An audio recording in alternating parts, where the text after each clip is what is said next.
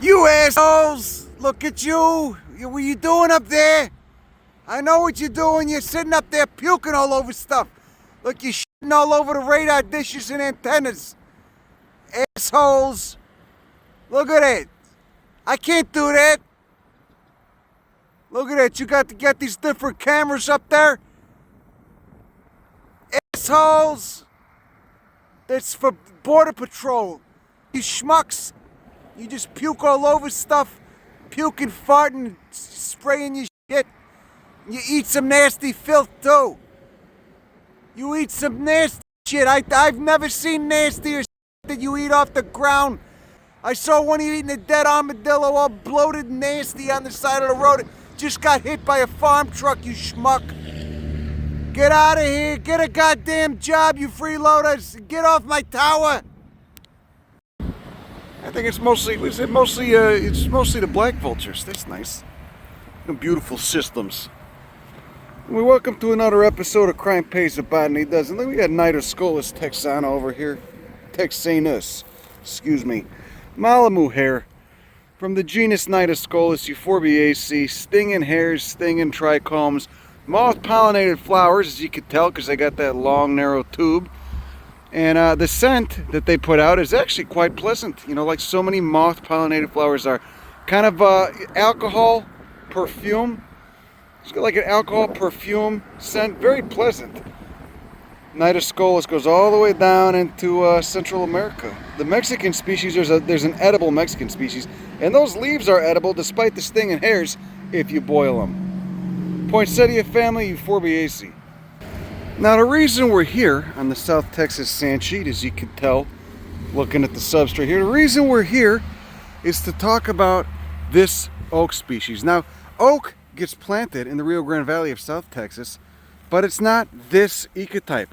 It's generally from Florida. It's Quercus virginiana from Florida. This is Quercus fusiformis. The two were formerly classified as the same species, one being a variety of the other, but upon looking at the DNA, this is not that, by the way. This is just a good old hackberry, as you could tell from the trunk. That's Cannabacea.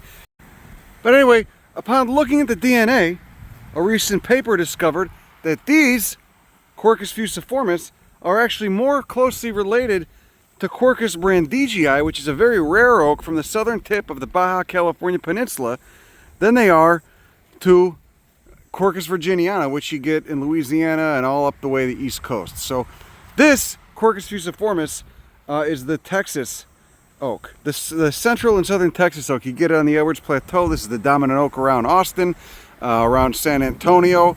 But Quercus virginiana gets planted because they were just assumed to be the same species. Really interesting here, you know, really interesting stuff. Why does it look, you know, it was assumed previously that this was just a cline. You know, it was just a gradation, you know, a gradual gradation in morphology and how the oak looked according to where it evolved. You know, from the eastern populations were more classic virginiana and the western populations were more classic fusiformis. But this is actually sister to a species that occurs about 2,000 miles away in Baja. And that's what the DNA reveals. Really interesting stuff here. I think this is totally fascinating. But either way, this is not the oak that gets planted in all the new tacky subdivisions and strip mall parking lots in South Texas. They're planting Quercus virginiana from Florida, which is not surprisingly not as drought adapted to the South Texas climate as this one would be. This one evolved here. This is the result of a few, however many tens of thousands of years of natural selection, if not more, selection for drought traits in a dry environment. Quercus virginiana does not have that same drought adaptation. Look at this, look at this. Supposedly, there's a way to tell apart by the leaves, but so many oaks are, you know, phenotypically plastic. Anyway, you got kind of like a bright white underside, and you've got a darker green and more glabrous and more shiny upper side, adaxial surface. Bottom side's abaxial, upper side's adaxial. Little galls too. You get the little galls. Little insect lays an egg, causes a swelling in the tissue.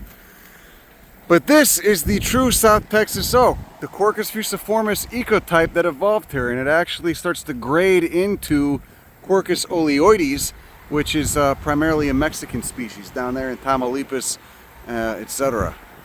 So oaks, of course, have, you know, this is the most diverse continent for oaks. And Mexico is the epicenter of diversity for the genus Quercus. Anyway, the point is, why does this matter? Again, this matters because you want to use the ecotype that's going to best fit the place where you live. And in the case of South Texas, where it's incredibly hot and can sometimes go months without rain and also be incredibly dry, it's basically where the Gulf Coast transitions to desert. This is a drier climate than the, you know, Quercus virginiana, than the climate that you get most of the southern live oaken. So you're going to want the one that's going to be hardier, that's actually been through natural selection in the climate and landscape where you live, and also has a better relationship with many of the caterpillars that use oaks as their host plant. You want the stuff that's more relevant to the organisms that live around you. And so that's what natural selection and evolution and history of place does for a species or an organism. Any plant, any animal, etc. Spend tens of thousands, if not hundreds of thousands of years evolving in a certain place. That place will affect your morphology and your genome. It will select for you. It will select for certain traits, and it'll select for a more hardy ecotype. Look at that. I love the sand sheet. It's so nice out here, even if you do get stopped by Border Patrol too much when you're out here botanizing. I'm getting rolled up on by Border Patrol as I'm filming. And speaking of ecotypes, we got phyla, not a flora. It's never too bad with them. Anyway, phyla, not a flora. So here's Texas frog fruit, which you normally think of as a somewhat riparian plant, but this is not a riparian area. It's growing in fucking sand on the side of the road. This makes a great lawn replacement too. This one, even this ecotype, man, I got this in my yard. My yard does not have an ecotype with thin leaves like this. It's got much broader leaves. This is a species that goes all the way up into, well, quite far into North Texas, and I'm sure the ecotypes, depending on, you both got an ecotype thing going on. You're going to have narrower leaves in a population, so the population is going to have narrower leaves, but there's probably also a little bit of phenotypic plasticity going on as well. The same species grown in one place that's drier might have narrower leaves than it would have if it was grown in a wetter environment. Then it would have broader leaves too. But this is a great lawn replacement. It spreads, it re-roots itself into the ground, it can be mowed, and it's also got nice flowers, so you get a ton of cool insects and butterflies and what the shit coming by, and a little breath of fresh air. Cool you right down after a shitty day at work, make you feel a little bit less homicidal. I'm gonna take a cutting of this. Just that's really, I mean, those leaves are narrow as shit, much narrower than the ones I see in cultivation. So this is probably a little bit more drought tolerant, which would make sense because it's been selected for on the sand sheet. Helianthus praecox, variety Runyonii. You got all kinds of crotons and shit out there too. Look at that, those fuzzy leaves, see those white leaves? Let's see if I get stopped by the cops again. Look at this one. This is one of my favorite Texas plants. And it is, I believe for the most part, restricted to Texas. First off, look at that stem. Look at how glandular and sticky it is. Look at all those tiny little hairs covered in little beads of resin. Look at that. This looks like a High Times centerfold 1994. Trapping bugs, apparently not that guy though, but you know, you'll see a lot of insects trapped in this, like so. Little gnats and stuff, but not everybody gets trapped. Oh, and it smells kind of nice too. It's sticky, it's glandular, and it smells kind of nice. This is Palifoxia hookeriana, and it's just starting to go off with those deep pink blooms. Oh, they're closed up for the day. God damn it. Look at all those styles. Palifoxia, it's got quite a few species in it, and a lot from arid climates. You got a cool Palifoxia out in the Mojave Desert, in Anza Borrego in the Colorado Desert, Sonoran Desert, quite a few species in Texas. This is the largest and the showiest one though. Palifoxia hookeriana, and it grows on sand. It's one of many plants that's restricted to the Texas sand sheet. Look, you can see quite a few of them over there. The little pink blooms going off. Look at the little blue stem, Schizachyrium scoparium. Very widespread, beautiful native grass. And those are the seeds right there with the little plumes on them for the wind dispersal, nice. And there you go. How can we forget this guy? Proboscidea, another glandular plant. Ooh, It's so glandular it feels wet. Like there's an exudate coming off on my fingers. God damn, that's incredible. Oh, it smells rather foul. It used to be grouped in the sesame family, Pedaliaceae, which I believe is primarily Old World now, primarily the east side of the Atlantic Ocean. Saw quite a few members in South Africa and Namibia when I was there. The sesame family has very stinky leaves. I think this family might be sister to the sesame family. Anyway, it's in a different family now, which and that family is mostly, I believe, on the west side of the Atlantic, the New World. But look at those fruits, those clawed fruits, which split open and have such a unique shape to them. And it's thought that that shape, that fruit shape, because there's tons of little seeds inside, was adapted to dispersal by megafauna. Now extinct megafauna like ground sloths and shit like that. Look at all the Palafoxia hookeriana over there. Such a great plant. There you go. There's the old Proboscidea fruit. There's last year's Proboscidea fruit. Makes a nice Christmas ornament. All right, get a dried stalk of an agave.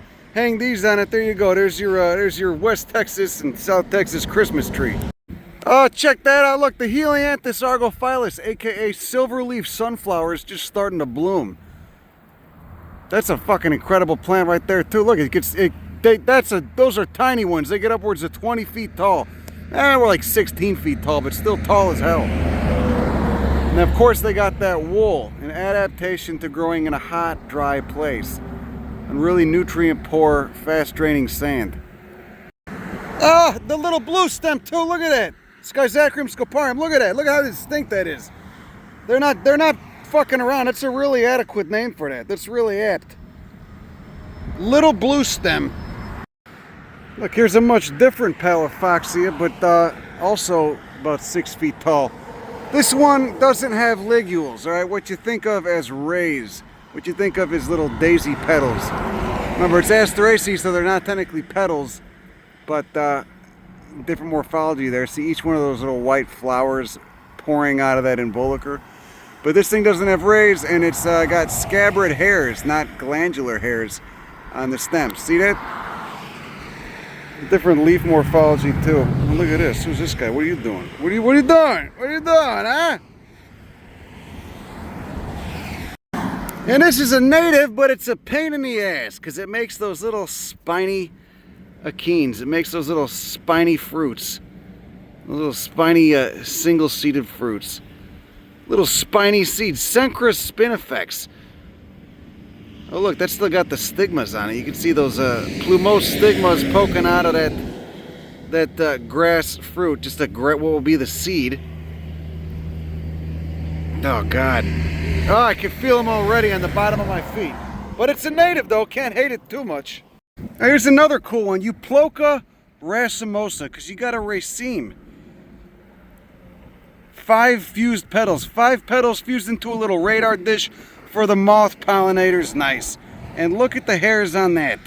Again, acting like a little solar insulating jacket, preventing getting fried by the UV, and also preventing excess moisture loss from the stomata, the microscopic gas pores on the leaves. A little yellow pigmentation on the inside too. Is that the true anthers, or is that a pigmentation? Beautiful specimen right here too. Look at that. Euploca boraginaceae. Big genus in boraginaceae, and a lot of them thrive on the sand. Oh, look at the nice little Proboscidea. Look at the nice little Proboscidea fruit. You like my Vans? I just got them. All right, I'm tired of wearing fucking boots. I'll go back to the boots at some point. Now, okay, it's casual fucking Friday for the next 6 months for me. I'm wearing these nice Vans slip-ons. Fuck off. Standing on the side of the road in the sand sheet. Another one of the coolest plants down here in South Texas on the sand sheet is right here, and it's just starting to bloom. It's a late summer, early fall bloomer. Helianthus argophyllus. You can see just a thicket of it coming up. The silver leaf sunflower. That's what argophyllus means. Look at them. They get 15 feet tall. I planted a few in my yard. It's an annual, so it just lives for a season, but it freely reseeds itself, especially when you get birds up there and the flower heads picking all the seeds out, eating the seeds. It's a living bird feeder, and then they're of course slobs, so they spill seeds all over the ground, and you get more recruitment the following spring. But this thing's a fucking beast. Look at that. Look at how big it is. God damn it. And then this guy right here is another Helianthus species, another sunflower species, Helianthus praecox variety Runyonia. Look at that, just a beast growing in 103 degree heat. Yes, it's 103 degrees Fahrenheit right now. What is it, 38 Celsius? Something like that. Centigrade, whatever shit they call it. Look at that. Helianthus argophyllus, everybody. God damn it. What a beast. Then we got this weird bastard too. This is a cool one. Frolichia gracilis from Amaranthaceae. Look at those cotton. Look at the cotton swabs. Those inflorescences, all the tiny little flowers. Tiny little flowers whirled around the stem. And they're actually, they've gone to seed already, so I'm probably going to collect some seed of this. This is a great one. Look at the leaves. Look at the basal leaves of this guy. Opposite and very, very tomentose, very woolly. A little bit scabbard too. No, maybe it's like more canescent. Frolichia is a cool species. I think you get a couple up north in the prairies up north too. But Frolichia gracilis I've only ever seen growing on sand. You probably get this one in Florida. Did you get this one in Florida? A lot of these sand species you also get in the coastal bend of Texas and on in to Florida. It's in Gomphreudiae, which is a subfamily of Amaranthaceae, the amaranth family. Oh, look at it! Look at that spider waiting for a meal. Amaranthaceae, the spinach family. Look at that! What a weirdo! Holy shit, that's a cool plant. It's great. Saw some more up north, but they're not even in flower yet. Look at that flower head. See that? A true sunflower. And when they're going off, when they're peaking in a week or two, you'll have, you know, probably 150 flowers on this whole thing, if not more. And then again, that flower head just matures into a head of seeds later on in the fall, and you get you know, plenty of migratory birds and what the shit, eating them, ripping the seeds out, spilling them all over the ground like pigs, eating like pigs at a trough. All right, pigs at a trough, slobs. And thank God they do, because that's what gets recruitment. That's what gets more seedlings germinating the following spring. What a great fucking plant. I love this plant so much. And just look at that. Look at how many there are. God damn it. Look at it. Look at that. You got thousands of silverleaf sunflowers out there. Put this in your yard. It needs to get blasted with sun. That's the most important thing. See that? Those leaves didn't evolve that coat of wool for no reason. They need the sun. If they're in the shade, they'll just rot. They won't grow that big. They're just out here getting blasted. It's amazing that they can even grow out here. It is so hot, and that sand is just so nutrient poor. There is nothing there. And then we got Croton coreyi. Like so many plants from the sand sheet, a lot of endemics here, a lot of plants that only grow in the South Texas sand sheet. Like so many plants from the sand sheet, it's fuzzy as hell. Look at how fuzzy that is, so woolly. Look how it's so fuzzy, it's really easy to pick out from 20 feet away because the leaves appear almost white. Croton's another genus with God knows how many species in it, probably 100 or 200 all over the world. Croton coreyi only grows in the South Texas sand sheet though. Look at, you got those looking like a little cone up top, like a little pine cone. Those are just the flowers, the male flowers up top. Now, here we go. So some crotons are dioecious, unisexual plants, and then some crotons are monoecious, unisexual flowers, but the plant has both sexes of flower on it. Croton coreyi is dioecious. Here's a staminate plant. It's only producing male flowers. And here is a pistillate plant. It's only producing female flowers. You can see what would be the spike of male flowers is not really producing anything. Well, you got a couple little guys in there. I wonder if they're duds. But then you got these large pistillate flowers right there. You can tell it's a pistillate flower because it's got that ovary in it. And it's got those big bracts protecting the ovary. And those things that look like elk horns on top of that ovary, those are just the stigmas. That's where the pollen lands. You got a little, look at that, you got a little spider waiting for lunch too, for whatever pollinates it. So the whole plant, you can see, it's got a male spike there, but they look like they're duds. You maybe get a little pollen on there. Oh my God, it's my first Phrynosoma. Beautiful, gentle with them. They're so endangered. You know, I lived in this state 4 years now, and I had never seen it. until now. Never seen this species until now. Oh no, he seems injured. Look, he's got a broken leg. And he looks kind of skinny too. I wonder if if someone was trying to eat him before or what. Poor guy, I don't know what's wrong with him. He's got to burrow into the mud though. He's got something wrong with his butt too. It looked like I don't know, like something was going at him. Ah, poor thing. I'm sorry you're not doing well, buddy. You may not be long for this world, but we were happy to meet you regardless.